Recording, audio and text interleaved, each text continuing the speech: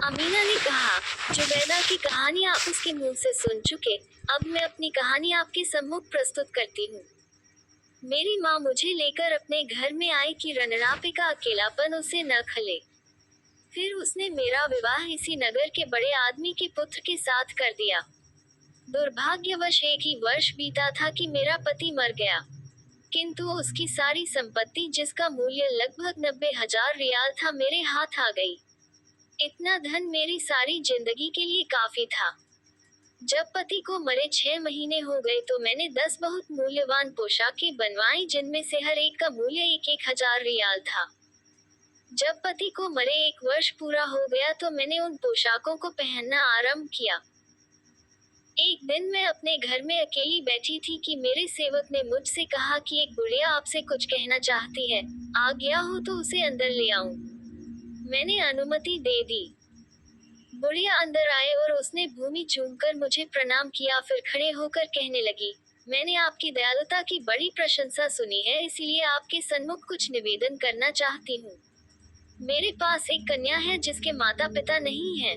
आज रात को उसका विवाह है। हम दोनों इस नगर में अपरिचित हैं। जिस लड़के के साथ उसका विवाह होना है वह धनी परिवार का है और उसके संबंधी भी काफी हैं। सुना है कि दूल्हे के साथ बहुत सी स्त्रियां बहुमूल्य वस्त्रभूषण पहन कर आएंगी। यदि आप उस विवाह में शामिल हो तो मेरी प्रतिष्ठा रह जाएगी। हमारी ओर से आप होंगी तो समधियाने वाले हमें अपरिचित और निर्धन न समझेंगे। तुम्हारे जैसी शान शौकत तो किसी में नहीं होगी और सब लोग यही कहेंगे कि जब इस बुढ़िया की ओर से ऐसी धनाढ्य महिला आई है तो वह भी प्रतिष्ठावान होगी। अगर आप मेरी निर्धनता और दीनता का ख्याल करके मेरे यहाँ चलने से इनकार करेगी तो मेरी प्रतिष्ठा धूल में मिल जाएगी। इस नगर में न तो मेरा कोई अपना सगा संबंधी है जिससे मैं मदद मांगूं, न आपके समान परोपकारी कोई महिला है जो दीन अनाथों पर दया करे। ये कहकर बुढ़िया रोने लगी। मैं उसके रोने से द्रवित हो गई। मैंने उसे दिलासा देकर कहा, अम्मा, तुम फिक्र न करो, मैं तुम्हारी बेटी के विवाह में अवश्य सम्मिलित होऊंगी।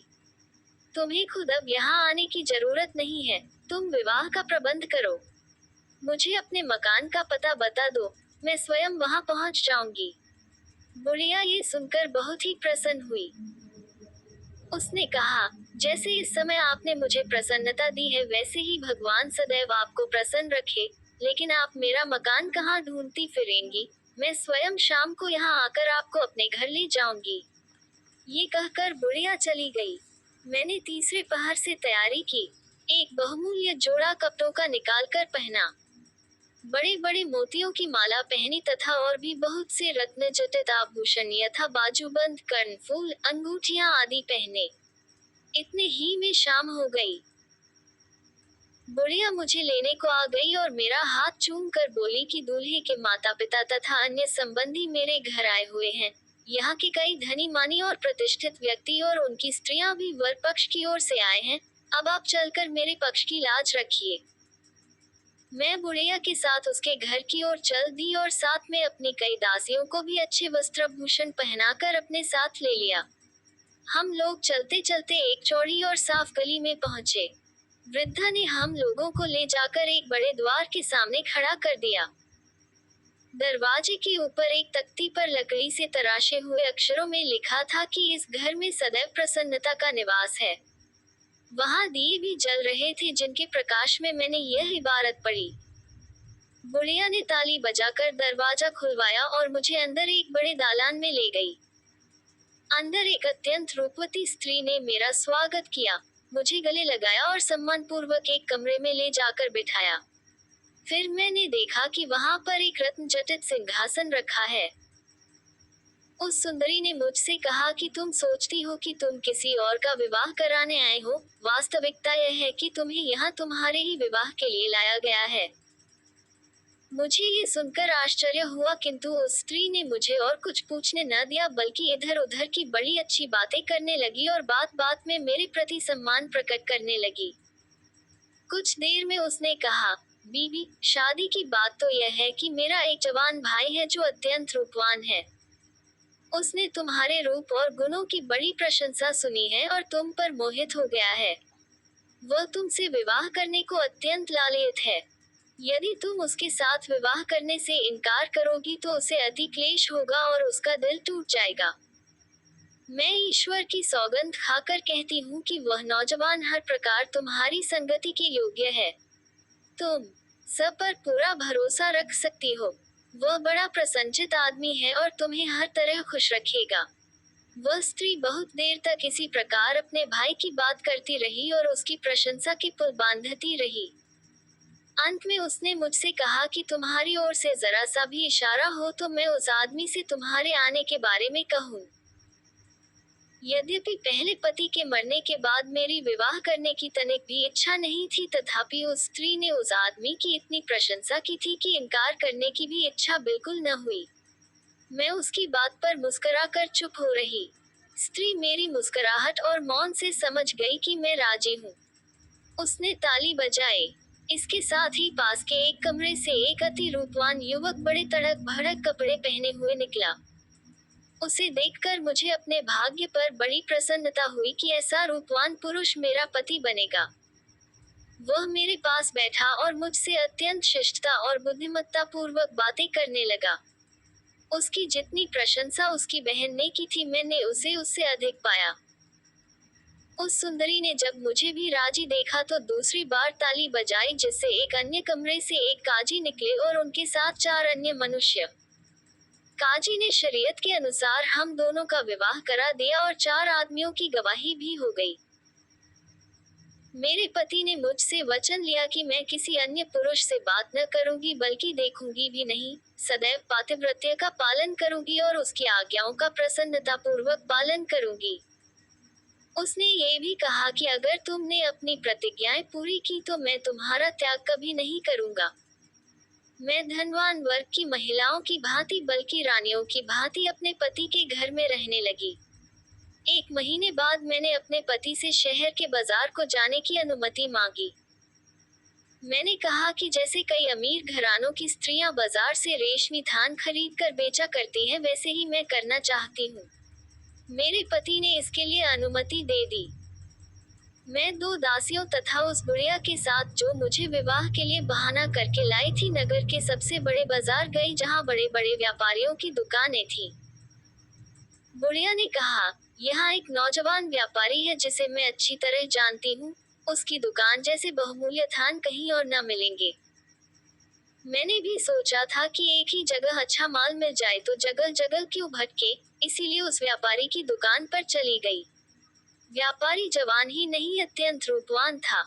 बुढ़िया ने मुझसे कहा कि यहाँ बहुत माल है, तुम व्यापारी से जो भी चाहो मांग लो।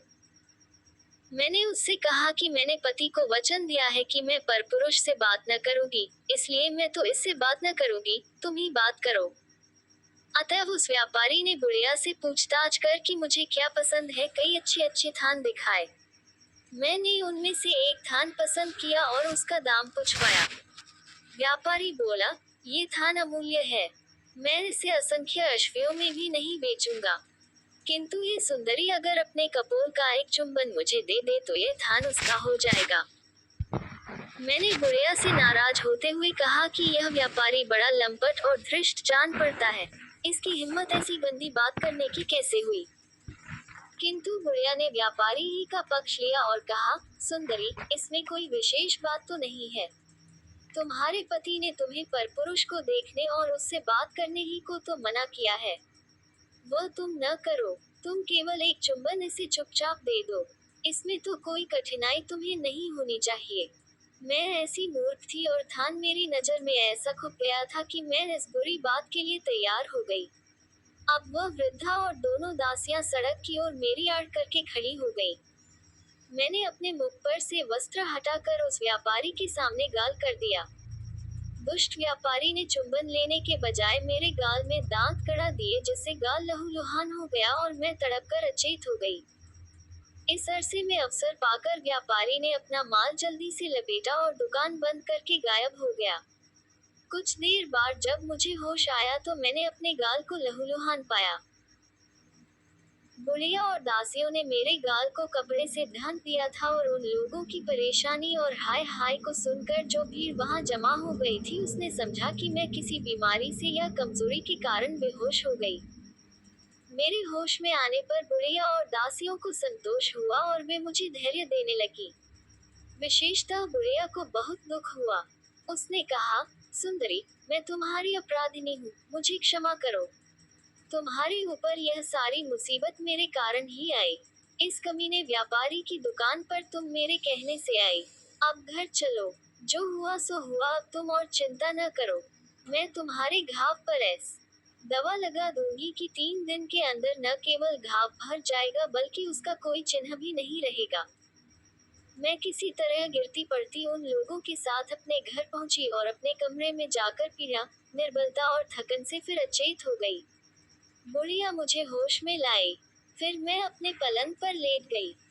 रात में जब मेरा पति आया, मुझे लेटे देखा तो बोला कि तुम्हें क्या हो गया, क्यों लेटी हो? मैंने बहाना किया कि मेरे सिर में बड़ा दर्द हो रहा है। मैंने सोचा था कि इसके बाद वह मुझसे अपना ध्यान हटा लेगा, किंतु उसने मेरा हाथ अपने हाथ में लिया और नाड़ी आदि देखने के बाद सर पर हाथ फेरने के लिए मेरे मुंह से कपड़ा हटाया। गाल के घाव को देखकर वह भड़क गया और मुझसे पूछने लगा कि तुम्हारे गाल पर यह खरोंच कैसे लगी। वैसे मेरा कोई कसूर न था और मैं उसकी अनुमति लेकर ही बाजार गई थी, किंतु उससे सच्ची बात कहने का मुझे साहस नहीं हुआ। मैंने बहाना बनाया कि जब मैं बाजार जा रही थी तो एक लकड़हारा लकड़ी का गट्ठा लेकर मेरे पास से निकला और गट्ठे से बाहर निकली एक लकड़ी गाल में चुभ गई। मेरे पति ने क्रोध में भरकर कहा कि अगर यह बात सच है तो मैं कल सारे लकड़हारों को फांसी पर चढ़वा दूंगा। मैं घबराई कि मेरे इस झूठ से सारे लकड़हारे बेकसूर ही मारे जाएंगे। मैंने अपने पति से कहा कि आप ऐसा अन्याय हरगिज न करें, बेकसूर लकड़हारों को क्यों मरवाएंगे? अगर मेरा अपराध पाए तो उसका दंड मुझे दें, औरों को नहीं। मेरे पति ने कहा, तुम सच सच क्यों नहीं बताती, गाल में घाव कैसे लगा?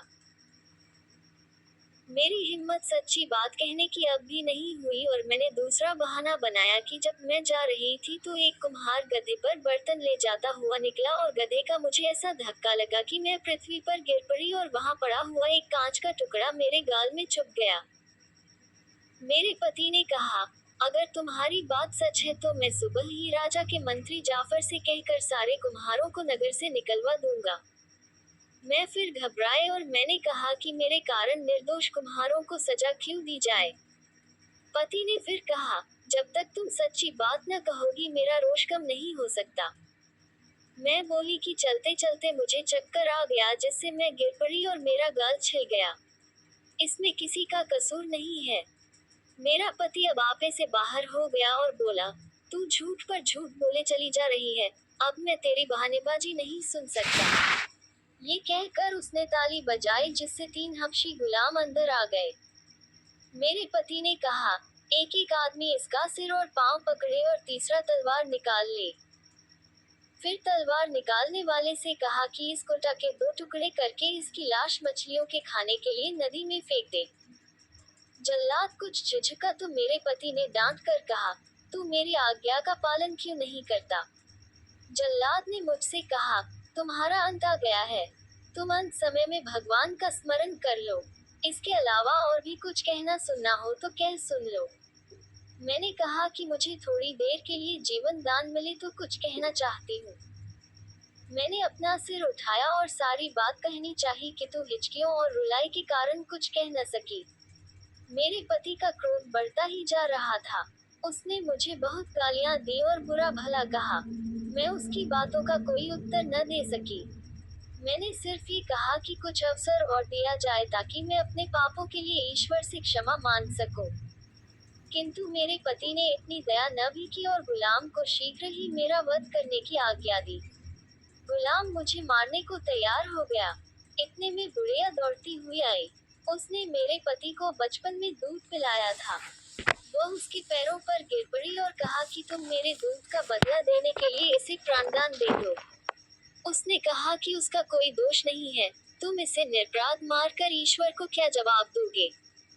उसके समझाने बुझाने से मेरे पति ने मेरा वध तो नहीं कराया किंतु कहा कि इसे कुछ दंड मिलना जरूरी है। उसकी आज्ञा से गुलाम ने मुझे कोड़ों से इतना मारा कि मैं बेहोश हो गई और मेरे कंधों और छाती पर से कई जगह मांस उधड़ गया। मैं एक महल में बंद कर दी गई जहां 4 महीने तक पड़ी रही। बुढ़िया ने मेरी देख रेख और मरहम पट्टी की। इससे मैं वैसे तो स्वस्थ हो गई किंतु वे काले चिन्ह बाकी रह गए जिन्हें आपने देखा था। जब मैं चलने फिरने के योग्य हुई तो सोचा कि अपने पहले पति के मकान में, जो अभी तक मेरी संपत्ति था, चल कर रहूं। किंतु उस गली में गई तो मकान का चिन्ह भी न पाया क्योंकि मेरे दूसरे पति ने उसे खुदवाकर जमीन के बराबर कर दिया था। मैं उसके इस अन्याय की फरियाद भी इस डर से न कर सकी कि कहीं ऐसा न हो कि दोबारा क्रोध में आकर मुझे मरवा दे। मैं अपनी जान बचने पर ईश्वर को धन्यवाद देती हुई जुबैदा के पास गई और अपनी संपूर्ण कष्ट कथा कही। उसने मुझे तसल्ली दी। उसने कहा कि तुम मेरे साथ रहो। ये जमाना अच्छा नहीं है, हमें किसी से भी दयालुता की आशा नहीं करनी चाहिए।